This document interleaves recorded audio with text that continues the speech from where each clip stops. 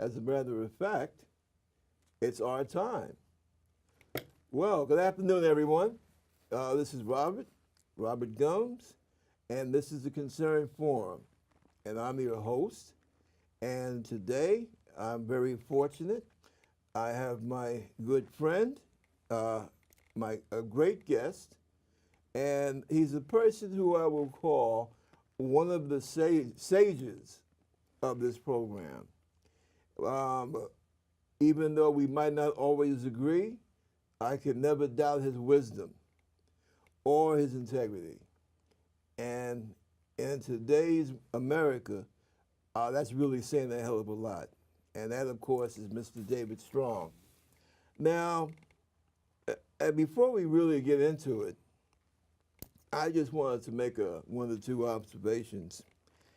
And I made some notes while I was at home, watching some of that Republican convention, or should I say lynch mob. The final, the whole thing was the finale of it. Supposedly was Thursday. Okay, actually, I would say that it had two finales. The first finale was Monday with Donald's wife. How do you pronounce her name? Melania? Actually, believe it or not, I don't follow his family that closely. I think it's Melania. But in any event, I really loved the speech that she gave. I think it was an excellent speech. And especially looking at the fact that it was originally Michelle Obama's speech. I don't have a problem with that because that shows me that in certain respects, Mrs. Trump has very good taste because Michelle did give an excellent speech when she introduced herself at the Democratic convention. Listening to Mrs. Trump speaking about her immigrant background, her struggles, I don't know, they try to give the impression that she worked from the ground up. Well, that's all well and good.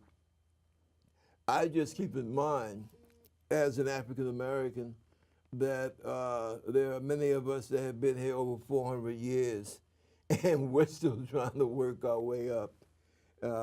So I guess you can say there's just something kind of ironic about that. But the main point that I wanted to make about the Republican convention, to me, it was really a scene out of Dante's Inferno, frankly. You had Brother Trump there basically declaring not only to the United States, but to the rest of the world that he could do it all. He could fix the economy. He could keep us safe. Let me put this down here. As I was saying, Brother Trump says that he could keep us safe. He could fix the economy. He would make us strong again, And what really bugs me about this guy is when he talks about America is weak. Now, it's been a while now, but not that long ago, that I was a sailor in the United States Navy. And I can guarantee you that militarily, America is anything but weak. As a matter of fact, part of our problem is our huge, unnecessary expenditures on our military bill. And I can get you a bunch of admirals and generals and maybe even a couple of honest civilians working at DOD that will agree with me. We spend far too much on our military. So I hate to have to disagree with Brother Trump, but military weakness is not one of America's problems. I think it's more of military wisdom, shall we say. I think that would be a problem. And that is something that America has been wrestling with since the end of World War II, unfortunately. When not to hit, basically. So he's wrong about that. And this idea that, crime is running rampant, that Americans are cringing inside their little homes and apartments, cringing in terror of some nebulous evil forces, committing crimes. Well, that's a bunch of bull, quite frankly. The FBI has repeatedly told us that, generally speaking, crime has gone down, especially in our cities, and it has gone down dramatically. So, to me, it would seem that Donald is just trying to stir up trouble, to make people afraid. And the way that he spoke Thursday night, I was just telling some friends, it got me so angry. I mean, I was just, I kind of reminded myself of my dad there, having I was having flashbacks, yelling at the TV, which is something I really don't like to do. But what really bothered me about this guy? He reminded me of two people. And I know you're gonna say, yeah, there he goes into the Hitler bag. Well, yeah, Hitler is one person that he reminds me of. The other person, oddly enough, is Mussolini. Both dictators. The way that he carried himself, the way that he yelled, the way that his neck muscles tightened up. And I thought about this guy being let loose in the places that I worked when I was at the Pentagon, top security areas. The idea of him having his finger on the button, as we say, and it literally frightens the hell out of me. That's not to say that I don't have some serious problems with Hillary, unfortunately. But looking at, the choices that we have, because look, let's face it, whether we like it or not, this time around, one of these two people are going to be president of the United States. I think that what we have to do is make sure that we never again find ourselves in this type of a position. Now, I wanted to get that off my chest, and I just want to basically let Brother David here give us some impressions of how he feels about what's been shown this past week. First of all, I want to apologize for having to wear dark glasses. I've had surgery on my eyes, and these bright lights affect me, so I'll get that out of the way. First of all, I spent very little time looking at such a thing as a so-called convention of the Republican Party. Just snippets here and there. To me, these two parties, these two capitalist parties that control the politics here, put on these shows to divert attention from their real goal, which is to run everything. And they provide a certain amount of entertainment with the convention, and they have people looking at it, and it doesn't really mean anything. All these candidates and people who are eventually chosen to run have got the approval of the ruling class. And that is, the ruling class is that small fraction of a percent that run things. They decide who is going to run, who is going to be candidates. They can manipulate things the way they want to get people to run and choose between the two divisions of the ruling class parties, capitalist parties, Republican and Democrat. So I don't pay much attention to that. A lot of things they say are just rhetorical flourishes that get people's attention. One is bad as the other. Trump and Clinton, both bad. So we are in the position of the usual thing which is the best of two evils. I think it's about time to forget about the best of two evils. We can't go on this ad nauseum forever, and that's what we're doing. Now, in the Democratic Party, the Democrat Party has most of the black community corralled with the assistance of preachers and comprador politicians and maybe a few celebrities thrown in, and they corral people, and they don't have to do anything for you because you're just a given. The black community is just in the Democrat Party, and that's all there is to it. They don't have to promise anything for you. You talk to many black people, and they can't even tell you what they're going to ask of the Democrat Party. So the point is that it comes to a point where this has to end. So you can't support, if you're a person of conscience, Hillary Clinton or Donald Trump. You got to do something different. Maybe vote for yourself, but not for Hillary Clinton or Donald Trump. At one time, you go back in history, black people belonged to the Republican Party. Now they're in the Democrat Party. And most of the racist white people are in the Republican Party. That's their party after Nixon's Southern strategy. And if you remember, Nixon got the white folks to get out of the Democrat Party and go into the Republican Party. And I look at this as with a grain of salt, and I am not for either one of those parties. Well, Brother David, and to my audience out there, this is what I meant earlier when I said that I consider David to be a mentor to me,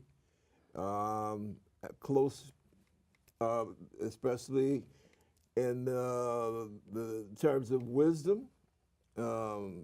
He ranks right up there with my dad as far as I'm concerned. However, I did mention that on a very rare occasion, there are times when him and I do have disagreements. And this is one of them. I think everyone knows, although I was in the Green Party for a few years, I left the Green Party in 2007, and I went back to the Democratic Party. I went back to being being a Democrat. And I am a registered Democrat. I would say, however, that I would consider myself, even though he is not or was not officially a registered Democrat, I consider myself of the Bernie Sanders, FDR school of Democrats. That's how I see myself. As far as this present election that we have to face, I think that, for example, the Green Party has a very good person in Jill Stein. Unfortunately, as I point out to my friends and associates that are still in the Green Party, this is not the time. This is not the time, I think, for third-party options. I'll tell you why. One of the things about Trump that really frightens me, and I don't use that word frightened loosely, because anybody that has known me through life knows that it takes a tremendous amount to make me afraid. I'm the kind of person, even if I'm losing the fight, I don't get afraid. However, I look at Donald Trump, and I get a feeling in the pit of my stomach. The few times that I've been in combat, I didn't have a feeling of fear that I have when I see him in action. I look at his campaign rallies. I don't see campaign rallies. I see lynch mobs. I see his convention center filled up with a lot of the same people that lynched my ancestors in Southwest Virginia, quite frankly. I don't see any difference. I see the head of the American Ku Klux Klan proudly supporting Donald Trump and telling, well, he uses the term European Americans, but essentially he's saying white Americans. He's telling them to do the same. And I find that scary. I find it scary that every white Aryan group in this country is supporting Donald Trump. And what really so worrisome about it is the fact that this is not being done in secret. This is not politics with a wink and a nod, okay? Which is what I would call the Nixon style Republican racism. None of that. This is out and out. We're going to get black folks. And I would also interject that I believe that this whole feeling, this environment that Trump has helped to stoke the flames for is what has caused the deaths of black men at the hands of police in certain parts of this country. I definitely believe that that was the case. What the heck's the name of that town? In Louisiana. I just, having experience, having been in the South, having been around police officers, after leaving the Navy, I spent a good amount of time as a military police officer myself in the Army Reserve. You get a feel for what's going on around you. And I genuinely feel that maybe what happened in Dallas, that was a case of a brother reacting. As a matter of fact, if I'm not mistaken, that brother was reacting to incidents where black men were being killed in other parts of the country. And I think that that one in Louisiana, that really sparked him off to do what he did in Dallas. But what the brother did in Louisiana, that black veteran, and that's another thing that I'm keeping in mind. Both of these guys were black veterans. Now, of course, I guess everyone knows, anybody that's been in the military has some basic infantry type training. Okay, you are taught how to shoot. So I think that that is something else that I'm keeping an eye on, because we don't need a guy as a president who is going to basically see a fire and pour gasoline on that fire. And see, that's one of the things that concerned me very much about Donald Trump. And the fact that the stuff that I did out of the 5 years, out of the 11 that I spent in the Navy, 5 of it was doing top secret work, dealing with our allies and with our enemies. And what we could do, and I'll let it go at that, but the idea of Donald Trump running through the secret areas of the White House and the Pentagon, like an enraged gorilla, that, to me, that's frightening. I think that the position of President of the United States, that's too much responsibility to let fall into the hands of someone like Trump, because this guy could do a great job as far as getting us into a war by accident. I'm not talking about making a mistake. I'm talking about just out of pure madness, pure anger, just destroying with no strategic gain whatsoever in mind. And we're talking about the guy that believes that we should go around the world and just take the oil of countries that we feel, well, they have a resource that we need, so we're just going to go kill a bunch of them and take it. That is this guy's mentality. And I don't, I don't want to see my military be put under the command of someone who has that type of, how should I say, that type of belief that, the United States should be able to do that. And when he talks about taking the country back, he's talking about taking the country back to a time when people of color and women had no say-so in how the country would function.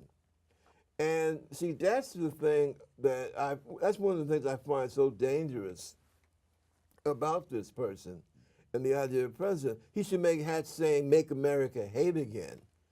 Because America has always been great. It has been great with faults because it is an entity made up of human beings. And human beings make mistakes. Human beings have the capacity to create a Mona Lisa, but also create a gas chamber.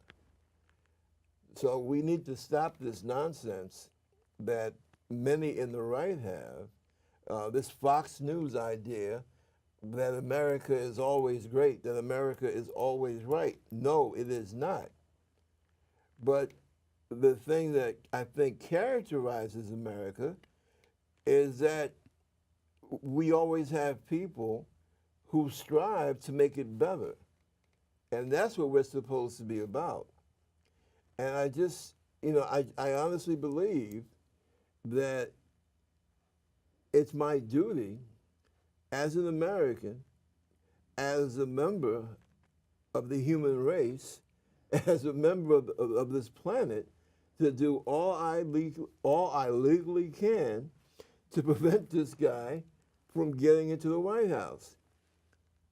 I do believe that after this election, there must be an accounting. Because much of what you say has a lot of validity, David. And that's why there must be an accounting after this election within the Democratic Party, because they have put black Americans on a leash. And that's wrong. Black Americans have contributed mightily to the success of the Democratic Party. And I'm sure Hillary will be the first one to admit that. I mean, it's kind of obvious. If it wasn't for black people, we would have potential President Bernie Sanders right now and not Hillary Clinton. The problem is that black folks in the last 40 years have gotten painfully little out of their investment of always pulling the lever for Democrats. And there definitely needs to be a realignment in the politics of this country. This idea, and I am a Democrat, and I'm saying this, that because I'm black, I'm always going to pull that lever for D.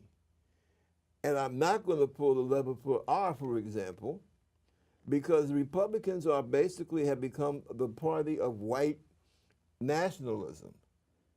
And I'm sorry if I hurt the feelings of black and Latinos and, college-educated women when I say this, but if you're one of those folks that I just mentioned and you're in the Republican Party, I think that you're making a big mistake.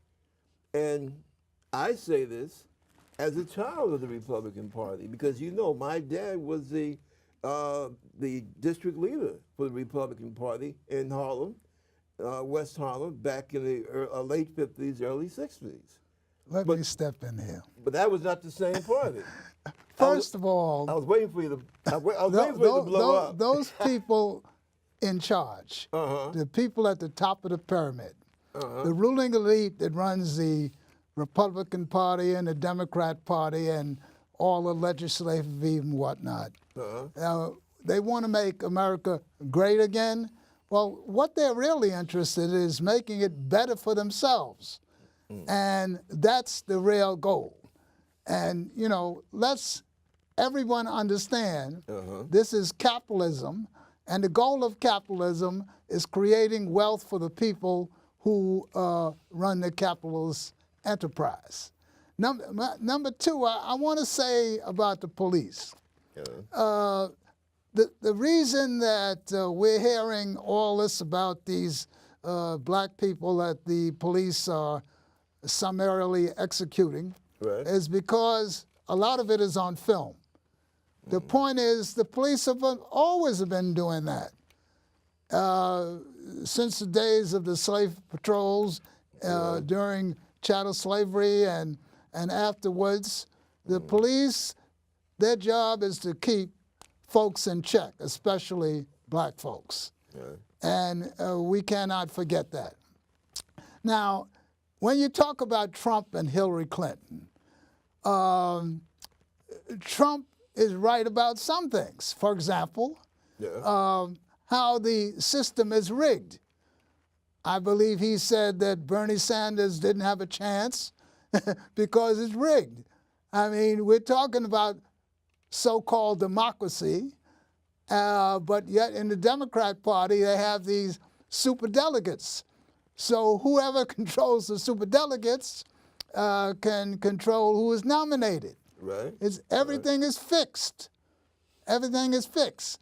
Now, when you talk about the judgment of people like Trump and what a danger he is and that sort of thing, we cannot forget Hillary Clinton. She's been in a position of government, and she has been a failure at it. Look what she did in Libya. She destroyed the most prosperous country on the continent of Africa, Libya, had Colonel Gaddafi murdered, the place is in chaos. In the last, if you're a black person, you ought to think about the number of people, thousands of them, that have died off the coast of Libya trying to escape from Africa and Libya, going up to Europe, and the boat capsizes, and I think it's in the neighborhood of 3,000 people in the last couple of weeks or so. And that's all Hillary Clinton. That never happened when Colonel Gaddafi was in power. So the point is, with her there, encouraging the rebellion in Libya, the rebellion in Syria, and her fingerprints on Afghanistan and Iraq and Honduras, and what she did in Ukraine to overthrow the democratically elected government in Ukraine. So she has a track record of failure and things that we shouldn't be involved in. Trump hasn't done any of that. He hasn't been in office. So Hillary Clinton has a bad record. And I would say that there's no reason that anybody who was really a thinking person should follow behind Hillary Clinton and reward her with the President of the United States. That should not happen. David, I think now everything that you just said, and I know that a lot of my acquaintances who work within the Democratic Party would maybe be aghast at what you just said.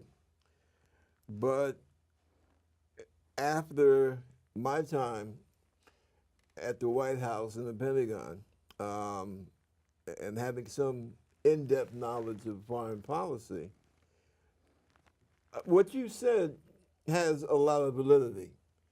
And we as Democrats, and to all my Democrats out there, we have to be realistic and we have to face facts, even when those facts are unpleasant. We have meddled too much.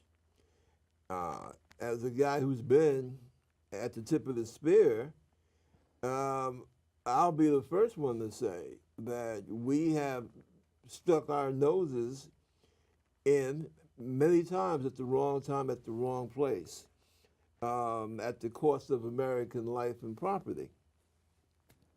I grant that.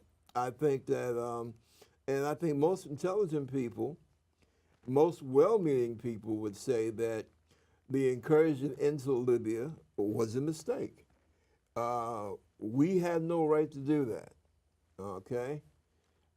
This whole thing about the refugee crisis, I always tell people, and this is one of the things where I come down on your side of the fence, and I come down on your side of the fence as a Democrat.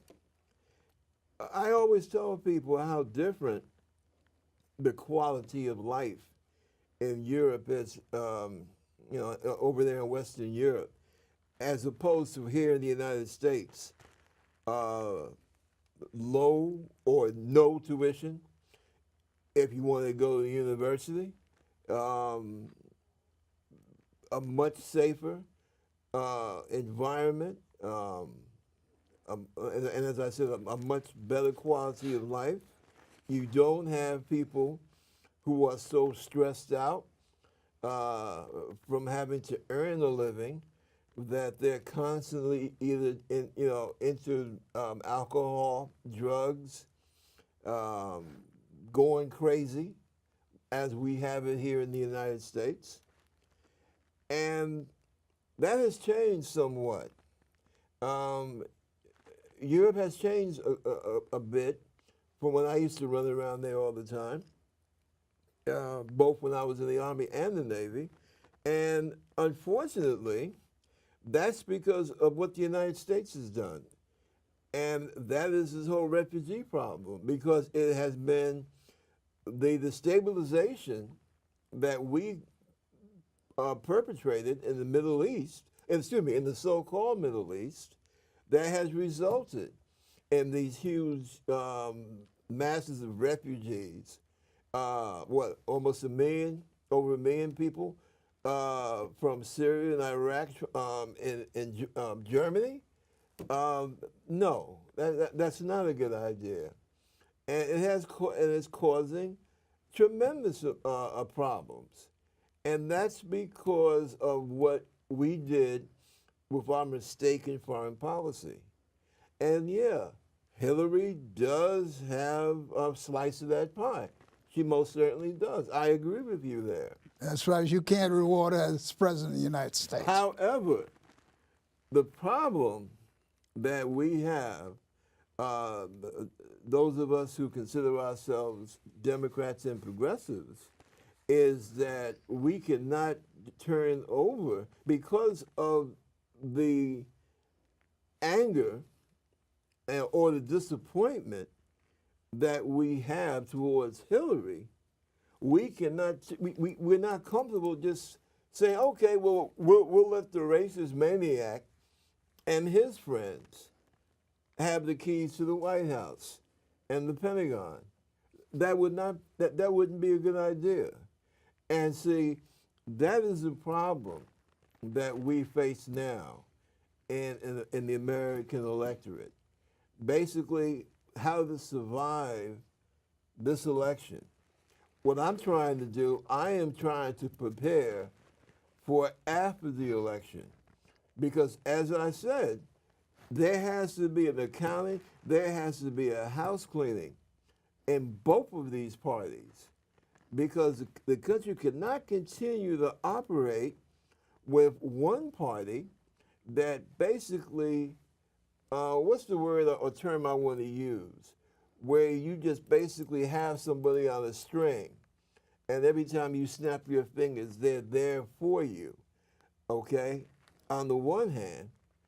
And then the other party, they have, their base has made it known that America belongs to white males, period.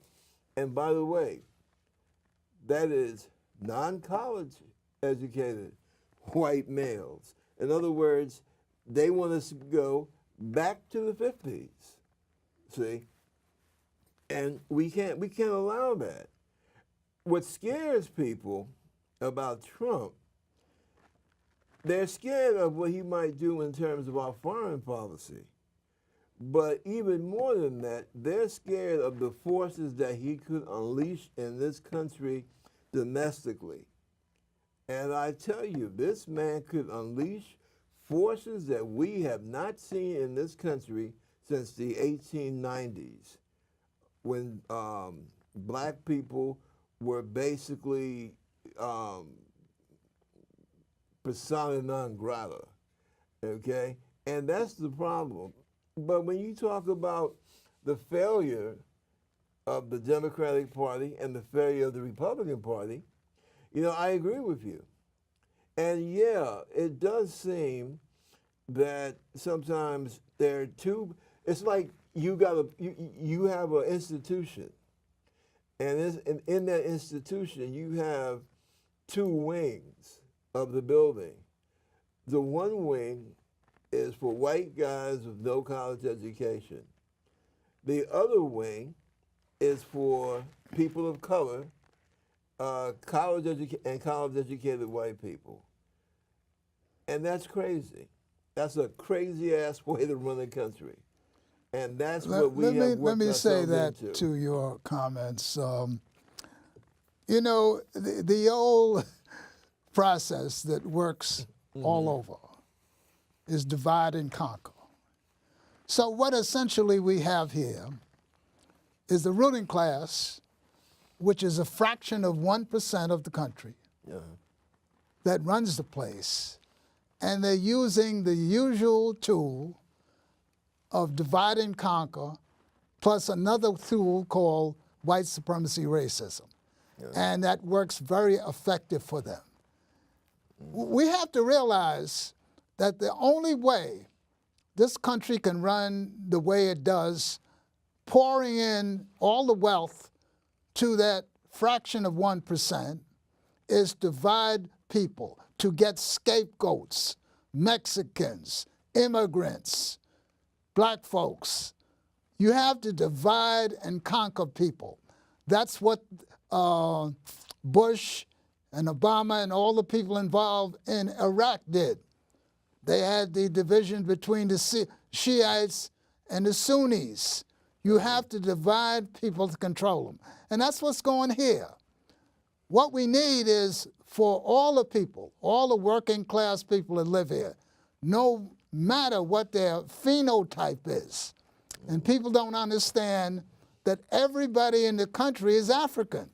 Because if you go far enough back in the history, those people that have the European phenotype with the light skin color, lack of melanin, and the type of hair that they have, are Africans who spent 50, 60, 70 years in Europe, and they developed those characteristics. So we're all the we're all the same. The point is, the ruling class in this country is so successful at that formula of white supremacy racism and divide and conquer that they are making themselves rich. Why is it that nearly half the people that live here are poor or near poor? That's what we have here, poor or near poor people with a whole bunch of money at the very top. So they are very successful at what they're doing. As long as they can have these scapegoats, they can go along with this stuff about all these scapegoats and be robbing the people blind. What are we doing in the Democrat Party, which is with billionaires, or the Republican Party? Why are poor white people in the Republican Party run by billionaires? Why are black people in the Democrat Party run by billionaires? We got to get out of these parties. We got to cut loose with Trump, cut loose with Hillary Clinton, and do something else. We got to punish her for what she has done.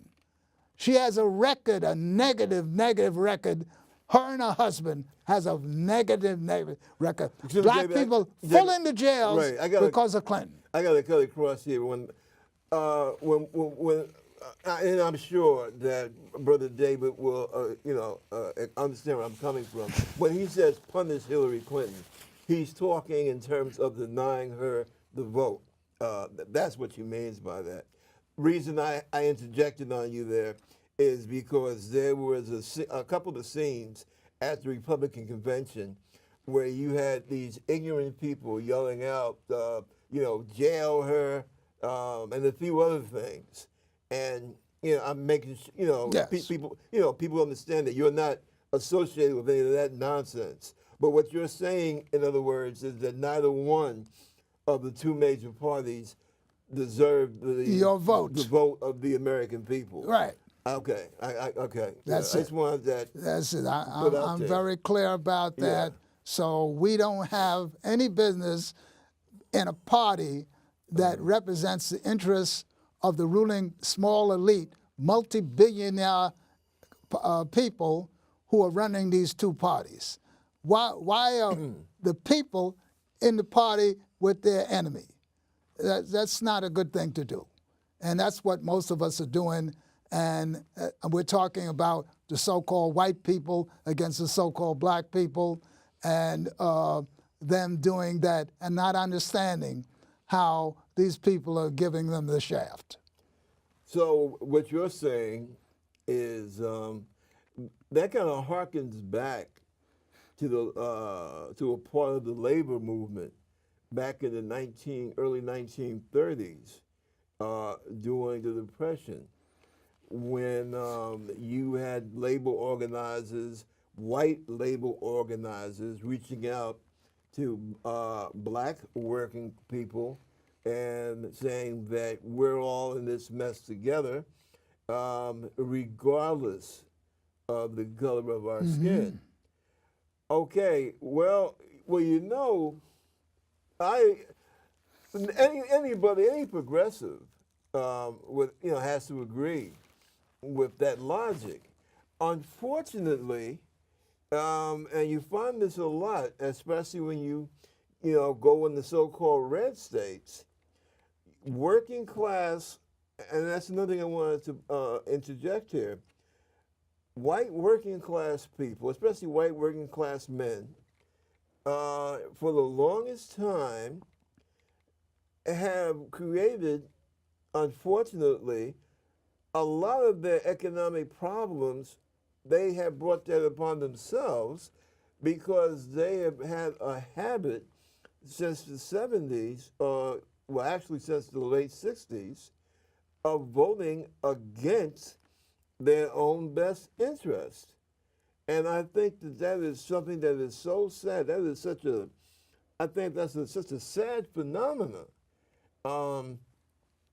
You go to places, some places like West Virginia, people are so poor, so backwards to a large extent, just like any other so-called ghetto in this country, and yet they refuse to vote in their own interest.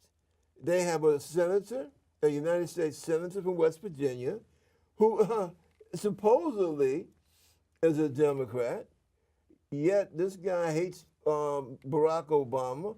Why? Because Obama has fought to get some type of health care for his working class white folks in West Virginia. And yet those people hate Barack Obama because they feel that the federal government is trying to take something away from them by trying to provide them with health care. And see, this is what makes America such a crazy place. Because the Obama health care plan, I totally dislike. Because to me, it's inadequate for the American people. It's wrong. And he doesn't answer the question, why is it that a country in Europe that is smaller than us, not nowhere near as strong as we are, yet their people can go to university for free or next to nothing, have health care, full health care, okay? But we can't. But see, on the other side of the coin, David, is that the party that tries to even go in that direction was the working class white people. I got a response to that. I have a response to that. And then you say, right, that it's the people, the corporate people, who basically use both parties to impoverish us. But yet the people that are being impoverished are against, in other words, the Democratic Party, in spite of all the faults that, we have both singled out, they have been the only party in the last 40 years that has tried to at least make a move toward providing a decent quality of life for people in this country, yet they are attacked by the poorest elements in the country that help them. White, poor, working class people will vote for Republicans who will cut off their food stamps. So what sense can you make out of that? Well, you see, as I see it, the Democrat Party, and the Republican Party, they're no friend of the people. They're run by billionaires and they manipulate people. Now, when you talk about Europe and some of the social benefits that people have in Europe, you're talking about a different place. They have a different type of capitalism. They don't have the luxury of full-blown white supremacy racism in most of those countries that we have here. So that's such a powerful force that things can be done here that couldn't be done in Europe. If you look at the happiness index of European countries, a lot of these European countries have a much higher happiness index than the United States. So between the white supremacy racism we have here in full-blown white supremacy racism and divide and conquer, the ruling class can do much more. I also want to say about the 30s with Franklin Delano Roosevelt.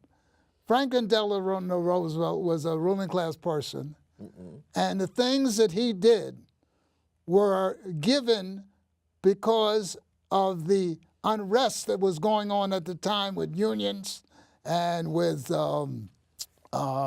communists and socialists and whatnot, and they didn't want a rebellion. So one of the big tactics of this Republican and Democrat Party, both, they will give up things when they have to calm the people down. It's like throwing people a bone. That's what they do. That was during the time of the Depression. The bone was Social Security, union representation, and so forth. However, when they see a chance to get it back, they take it back. That's what happened with the Taft-Hartley law. They passed the Taft-Hartley law in the 40s, and they made it possible to destroy unions in a lot of states. So you have, I believe now 26 states that have the so-called right to walk law. Oh, right to work law? Yeah, there are 26 states where unions can't get anywhere because of that law. Democrats didn't get rid of that bad law. And what happened during the Obama administration and the Bush administration, they tried to go back on Social Security. Bush tried to privatize it. Obama tried to, and was successful in making the age higher to get full benefits for certain people. Whereas what should really happen, people should be able to collect Social Security, full Social Security at a younger age than 65, 55 or 60, and it ought to be made into a pension plan. Right now, you're going to have millions of people, millions and millions of people who are going to be poor when they're at the stage of retiring. That's what you have now. They've destroyed pensions. They destroyed pensions for most private enterprises and put in this lousy 401k or 403b. They have done everything they could do to attack Social Security, even Obama. And what you have in the black community, you can't make any criticism of Barack Obama. Or people will say to you, oh, you don't like Obama. You can't make any criticism whatsoever because there's so many people that are so satisfied to see someone that has the same phenotype as they do, that's enough for them. In other words, He doesn't have to do anything for they're them. happy to see a black guy. That's right. in the So seat, you yeah. can't even evaluate things or criticize him in any way. You know, I hear what you're saying, but, you know, I wish that I had the father of one of the guys that I served with when I had left the Pentagon and the White House and went back to sea duty. And I became friends with a guy. And this guy, he had some of the family members were Aryan nationalist types, some were Klans, they were regular Alabama people. And I wish we had his dad sitting right here to take a part in the conversation. Obviously, people I'm talking about are white folks, but I wish that he was here because, see, this is the problem here in America. This is another problem that we have. We cannot have a decent social net because of the fact that you have these, just like I have been saying, you have these working class white guys in the Republican Party who constantly vote against their own best interests. The guys wrote the book. What's the matter with Kansas? Yes. Right?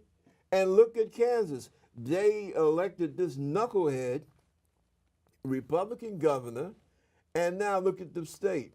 They're in bankruptcy. And the people are mad. They've had to vote to raise, bring back taxes and all this other stuff. And see, that's who I want to have here. I want these people to explain to me why they keep voting against their own interests. Okay, the Democratic Party is not doing enough, so on and so forth. We understand that. But these people here, why do they keep voting for a party that is 100 times worse than the Democratic Party, who doesn't want women to, they don't want women to have the right to, to do what they wish with their own bodies. They don't want food stamps for people.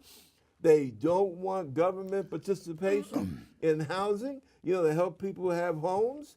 All the things that characterize a humane, sophisticated